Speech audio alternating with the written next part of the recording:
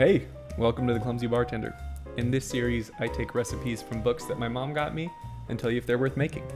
Today we're making the Gnomish Gnightcap from the Düngeonmeister, also known as the Negroni. Now before we get into this, I'd like to point out two things that bother me. Firstly, the name Nightcap implies that this should be the last beverage that you consume before falling asleep. The Negroni belongs to a category of cocktails called aperitif, sorry Italians, which describes cocktails that are bitter in flavor and motivate the metabolism to prepare for a meal. So this should really be drunk at the start of the night, like when you get to the restaurant. Secondly, the fact that it's in this category at all encourages people to think that this is a beverage that should be consumed quickly. The notion is further encouraged by famed bartender Jeffrey Morgenthaler, who claims that you should not be drinking this with, quote, a big ice cube because I think that's a dumb way to drink a Negroni, end quote. I respect Jeffrey, I love what he does, this is his only bad take. This drink is complex and it has a lot of layers that gets lost when dilution occurs too quickly.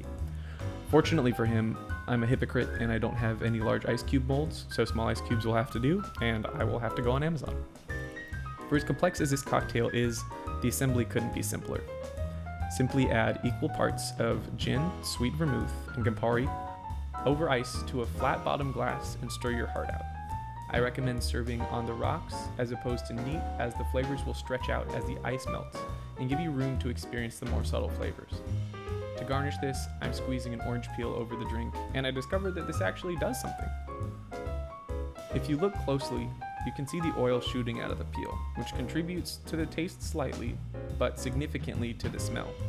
Since smell has 4 times more of an effect on our perception of taste than our actual taste buds, the difference is notable. With that in mind, just dunk that whole John in there and let the rest of the oil diffuse into the drink over time. And there you have it, the Gnomish Gnightcap.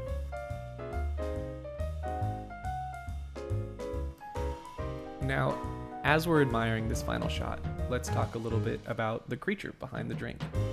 Gnomes are tiny, they are cute, they have beards, mostly, but they're also tinkerers.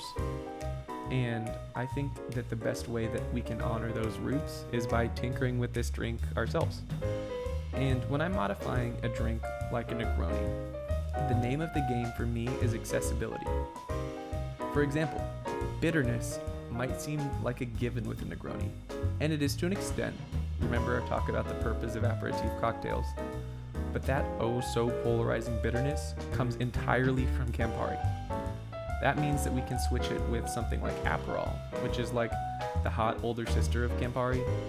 You might have heard of it. It's massive right now, and you can find it more approachable that way.